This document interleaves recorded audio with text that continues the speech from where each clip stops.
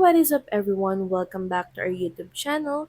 So for today's video, I'm going to teach you how you can easily see your listening history on Spotify. So you don't have to purchase on the premium subscription of Spotify to be able to do this.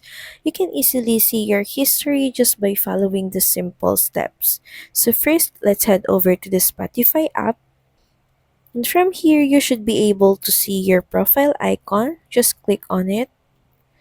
Then click on Recents. So this page will show you all your listening history, the date where you listened on the music and playlist. You can check the list of the songs that you listened to and all the playlists that you played.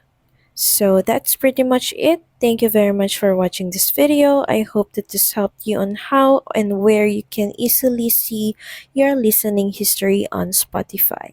Please don't forget to like, share, and subscribe to the channel, and I will see you again on the next one. Bye!